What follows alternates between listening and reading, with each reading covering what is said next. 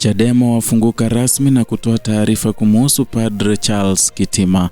Jambo na karibu, na ikiwa ni siku yako ya kwanza kukutana channel hii, tafadhali kumbuka kusubscribe. Habari iliyotikisa mitandao ya kijamii ya kusambaa kwa kasi ya moto wa nyika haikuwa tu uvumi wa kawaida, bali ilikuwa ishara ya hatari kubwa inayokuwa kimya ndani ya mfumo wa kisiasa wa Tanzania. Jaribio la kuunganisha taasisi za dini na vyama vya siasa kwa lengo la kudhibiti simulizi za umma.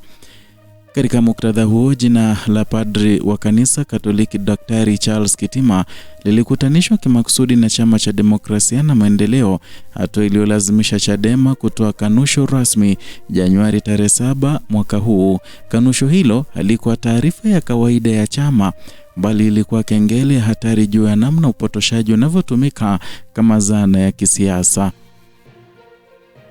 Kauli ya chama ilikuja baada ya siku kadhaa za mijadala mikali mitandaoni na katika baadhi ya vyombo vya habari, mijadala iliyojengwa juu ya dhana potofu kwamba padri huyo ana uhusiano wa moja kwa moja na siasa za upinzani.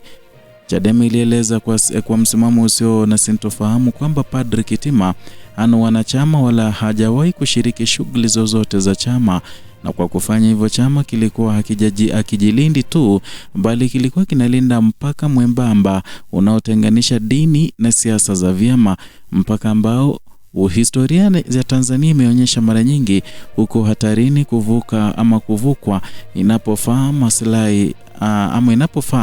maslahi ya watawala. Uzito wa sakata hili haupo kwenye jina la padri mmoja pekee, bali uko kwenye muktadha mpana wa siasa za hofu na udhibiti wa simulizi. Katika miaka ya karibuni, Tanzania imeshuhudia kuongezeka kwa matumizi ya propaganda, sheria kandamizi na vitisho visivyo rasmi ili kunyamazisha sauti huru. Sheria za mitandao, marekebisho ya sheria za habari na matumizi ya vyombo vya dola dhidi ya wanaharakati na wanasiasa wa upinzani vimeunda mazingira ambayo ukweli unakuwa adui wa mamlaka. Ndani ya mazingira hayo, dini, hasa kanisa Katoliki lenye historia ndefu ya kusimama na wanyonge, limeonekana kama tishio linalohitaji kudhibitiwa au kuchafuliwa taswira. Kanisa Katoliki nchini Tanzania limekuwa sauti muhimu katika masuala ya haki za binadamu, uwajibikaji wa uongozi na amani ya kijamii. Kuanzia nyakati za chama kimoja hadi enzi ya vyama vingi, viongozi wa kanisa wamekuwa kikosoa sera kandamizi na kukumbusha dhamira ya kimaadili ya dola. Hali imewahi kusababisha misuguano ya wazi na serikali, ikiwemo shutuma za kutokuwa wazalendo au kuingilia siasa. Na sakata la kumuhusisha Padri Kitima na upinzani linaingia katika mfululizo huo wa kihistoria, likionyesha mbinu ile ya kuondoa uhalali wa ukosoaji wa kuupaka rangi ya kisiasa. Chanzo cha uvumi huo kilihusishwa na malalamiko yaliyowasilishwa na baadhi ya waumini wa kanisa Katoliki Tanzania katika ubalozi wa Vatican, hatua iliyotafsiriwa kimakosa kama mpango wa kisiasa. Na katika nchi yenye historia ya kuogopa shinikizo la kimataifa, hasa kutokana na taasisi za kidini na haki za binadamu, hatua yoyote inayovuka mipaka ya kitaifa utazamwa kwa mashaka. Serikali zilizopita zimeonyesha hisia kali dhidi ya kile kinachoonekana kama kuingiliwa kwa masuala ya ndani, hata pale inapohusu haki za msingi.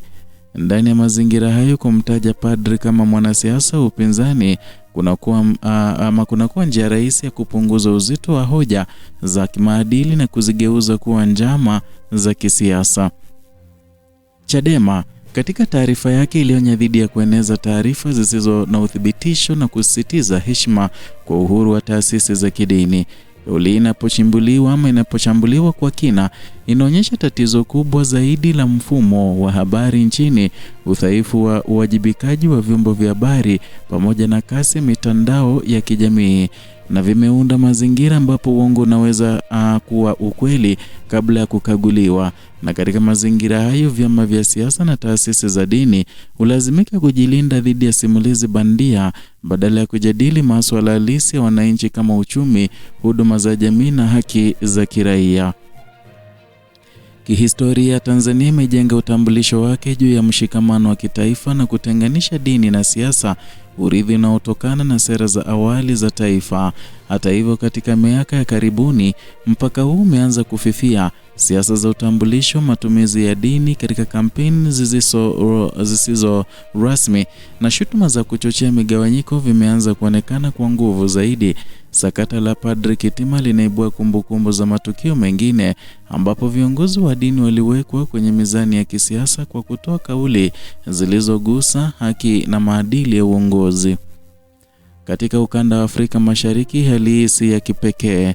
Nchi jirani zimekumbana na changamoto zinazofanana ambapo serikali zimejaribu kudhibiti au kuhofisha taasisi za dini na mashirika ya kiraia yanapokosoa utawala.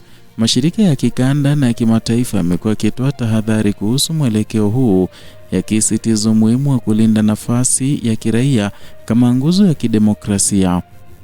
Tanzania, ambayo kwa muda mrefu ilijivunia sifa ya utulivu na heshima ya taasisi, sasa inajikuta ikitajwa katika mijadala ya haki za binadamu na uhuru wa kujieleza. Ndani ya muktadha huo mpana, kanusho la Chadema linapaswa kusomwa kama zaidi ya taarifa ya chama na ni ushahidi wa jinsi siasa na za hofu zinavyofanya kazi. Kwanza, jina la mtu binafsi linachukuliwa na kuunganishwa na chama cha upinzani. Pili, dini linavutwa kwenye mjadala ili kuongeza uzito wa tuhuma. Tatu, mjadala halisi kuhusu malalamiko ya waumini na masuala ya haki unafunikwa na kelele za kisiasa.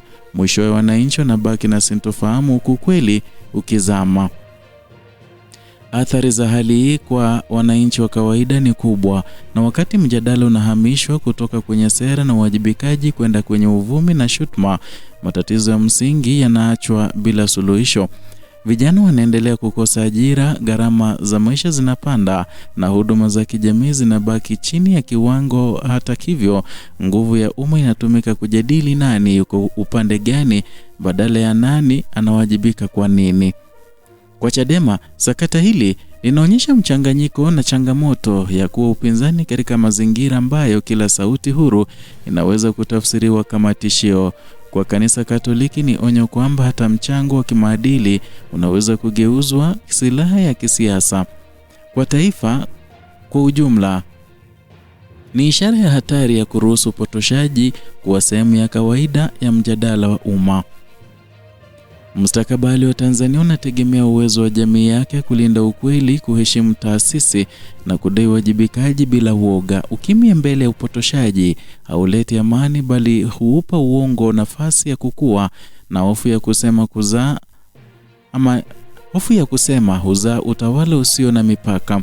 Na kadri dini, siasa na taarifa zinavyochanganywa bila wajibikaji, ndivyo msingi wa mshikamano wa kitaifa unavyozidi kudhoofika. Kilio cha sakata hili si cha padri mmoja au chama kimoja, ni kilio cha taifa linalokabiliwa na chaguo gumu kati ya ukweli unaoumizwa na uongo unaotuliza kwa muda. Tanzania ikichagua kuangalia kipembeni, gharama yake italipa na vizazi vijavyo. Ni hayo tuliyokuandalia kutoka hapa Kenyascope, channel yako pendwa inayokuletea taarifa hizi kwa kina bila kuyumbisha, kuegemea upande wote wala kupindisha. Zidi kuwa nasi kwa taarifa zaidi kama hizi kwa kusubscribe, kulike na kushare.